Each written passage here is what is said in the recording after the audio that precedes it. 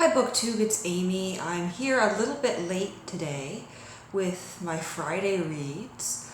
I ordinarily have this up at about 6 a.m. on Fridays, but here it is, 9:45 on Friday, and I'm just getting home from my usual evening out at my friend's place, and walked back home and thought I would sit down and film a little bit of a Friday reads before I head out again.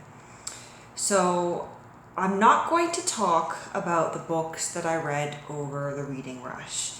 If you want to hear about those ones, you can go and watch me vlog about them in those almost daily reading vlogs that I did last week.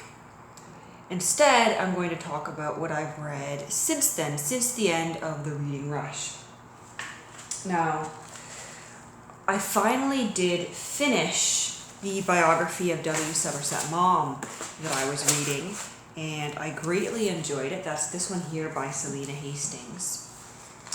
And overall, it was a very good biography. It was rather sad to read about the fraught relationships towards the end of his life, and how Alan, his secretary and lover in his later years, according to this author at least, deliberately turned him against his daughter and his grandchildren, convincing him that they were only after his money and weren't interested in him.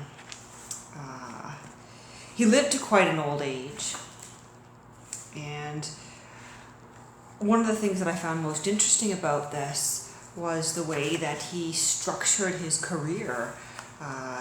He said to himself, after X number of plays, I'm going to be done. After I write X more number of novels, that'll be done, and I'll retire from novel writing. So absolutely fascinating to read more about this author that I love. So I finished off that. Excellent biography there. And then I thought I would read a book that I picked up last weekend. I was in the chapters. All I've got here is the dust jacket because I finished the book today and I actually lent it to a friend. Whether I get it back or not, we'll see, but I enjoyed it. I read the Stonewall Reader with a foreword by Edmund White, and this is edited by the New York Public Library. It's got an introduction by Jason Bauman as well. So this is a collection put out by Penguin, and underneath this pretty pink dust jacket was just, a plain classic black penguin. So it's actually a collection of excerpts from works by authors who either experienced Stonewall themselves or were in the city at the time. And there are a series of excerpts from larger works that discuss, prior to Stonewall, during the event, and then of course the atmosphere and movements that emerged after the event. So it's interesting to read, those historical snapshots. Overall, enjoyed that one.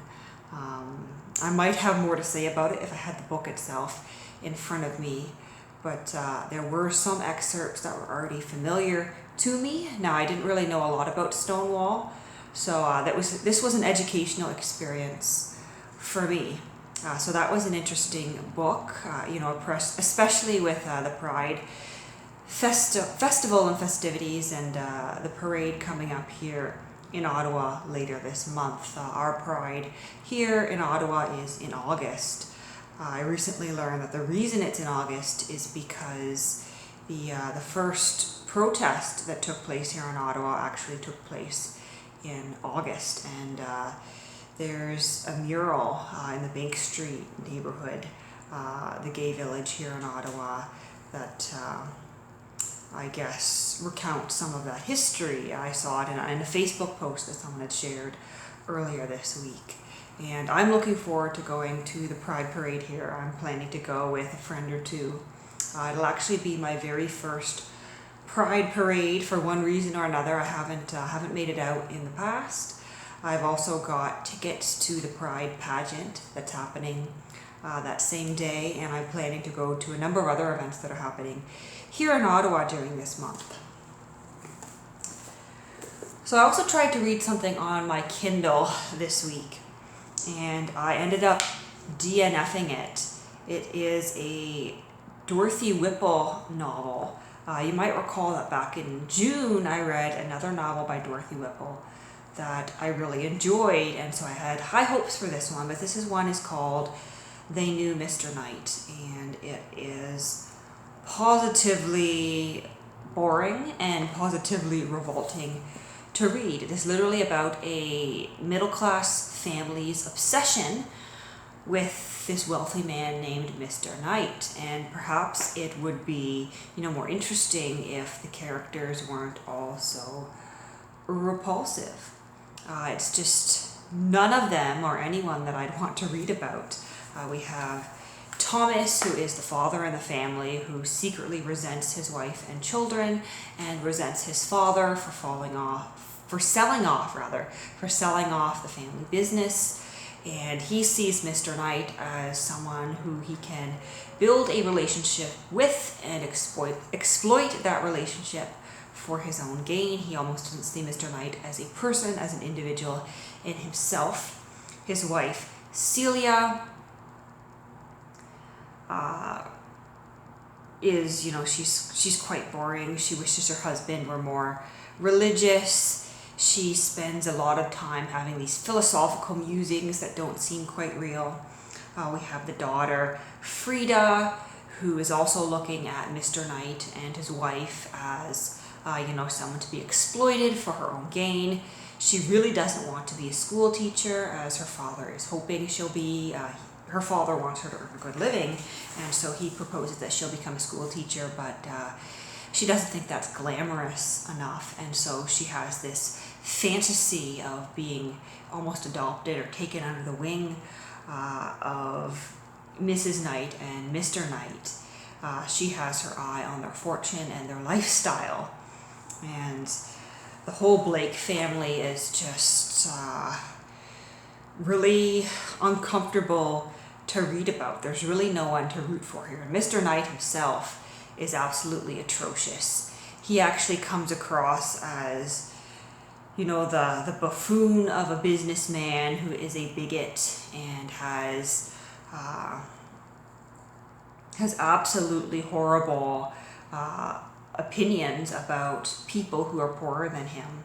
In fact, he gives a speech in one scene at a school where, let's see if I can pull it up here. He gives a speech at a school, and it is absolutely the opposite of what you would think a well-rehearsed and intelligent speech would be. I can't seem to find it here, but he talks about how, you don't really need schooling, and how, I forget what all else, but all I could think of was, this is something that you could imagine the American president Donald Trump saying, something that makes absolutely no sense, but he insists that he made a fine speech. And so I had just had enough with this boring and repulsive book, and so I just went ahead and DNF'd it. But I've also been reading, this is the highlight of my week so far, I've been reading the summer issue of the New Quarterly, which is a Canadian literary magazine out of St. Jerome's University, which is one of the subset campuses of the University of Waterloo in KW, Kitchener-Waterloo, Ontario, where I happen to do my undergrad. And this is funny. I just found a handwritten note in here. It says, "Hey, can you keep a secret? The 2019 Wild Writers Literary Festival lineup is looking so cool. You have to be there. Early bird discount tickets are on sale September 3rd to 17th. The festival is on November 1 to 3rd in Kitchener-Waterloo. Pencil it in, XOXO, your T&Q Seek and Admire." And now that I'm taking a closer look, it's not exactly handwritten. It's a photocopy of a handwritten note. And I did actually volunteer at this literary festival 1 year. But I obviously won't be going there. I've only read a few of the articles in this issue so far, but the main theme here seems to be works in translation. And I've found them quite interesting so far. One of the first works in here, called Questions and Orchids by Jessica Moore, reminds us about the role that translators have to play, and how actually under copyright law, the translators are legally recognized as the authors of a new text. So they almost have, in some cases, as big a role to play as the author themselves. The translator makes all the difference.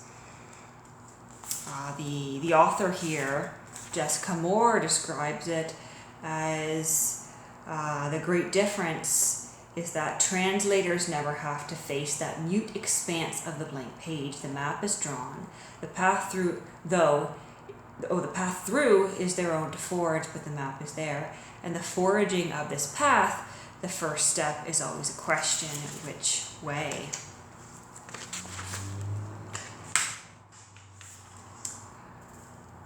When I work, I cannot let myself slip into well-worn habits of language. I must keep an inquisitive on the lookout for every nuance, so I can attempt to breathe similar jolts of the unexpected into the English version. And there's some poetry in here. I'm not a big fan of poetry, so I did rather skip over that.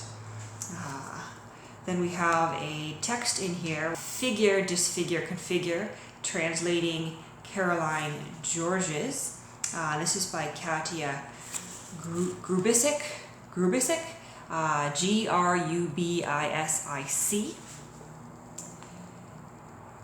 she is talking about translation as well in this essay, pointing out that the central question is the same: does the translator choose responsibility for the text or to the text?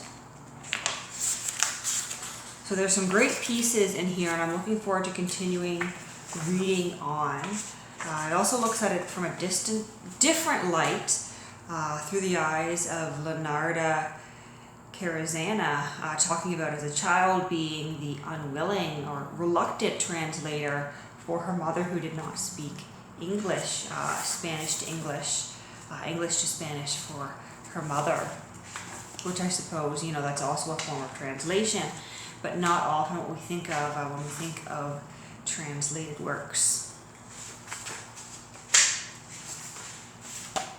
So I'm looking forward to digging more into this. This is a literary publication that I did subscribe to several years back, but I did cancel my subscription near the end of my undergrad because I realized these would arrive and I was so busy with other things that they would pile up and I wouldn't read them. So I recently resubscribed to the New Quarterly, to the NQC, New Quarterly Publication. Goodness, what's that? What's the acronym they use? It's TNQ. So this is the New Quarterly TNQ, which makes sense. TNQ. But I recently resubscribed to TNQ as well as to the Fiddlehead, which I'm still waiting for my first copy of that to arrive, but that is a Canadian literary journal out of Atlantic Canada. And that one I actually prefer. I like that better than TNQ. But resubscribing to some old favorites. Then I want to show one more book here before I sign off for the night here. And that is a W. Somerset Maugham novel that arrived in the mail for me. I ordered this off of A Books, and that is The Merry-Go-Round, and it's in this great Penguin edition. We've got part of someone's face here, some stars, some sort of bird here. I'm not sure what this is, some sort of measuring instrument. But the back doesn't really tell me much of anything about the book. It just says it is a round of misalliances orchestrated by a droll original heroine, an elderly spinster who takes a cruel view of emotional entanglements and acute observation of the manners and preoccupations of the Edwardians. It was written while Somerset Maugham was a medical student and first published in 1905. For those interested, there is the added pleasure of discovering the raw material for the later novels and early influences of Maugham. So this is one of his earlier novels. I'm hoping that it's better than Lisa of Lambeth that I read last week, because that one was a real letdown, but I don't really expect it to be as good as some of his later works or his middle works. So I'm not entirely sure what I'm going to read next. It could be one of those. I may continue on with my reading of Proust. We shall see. I'm not really too keen on deciding tonight, but this gives you some idea of what I'm up to in terms of my reading. Please let me know in the comments below what you're reading this weekend and if you read anything wonderful in the past week.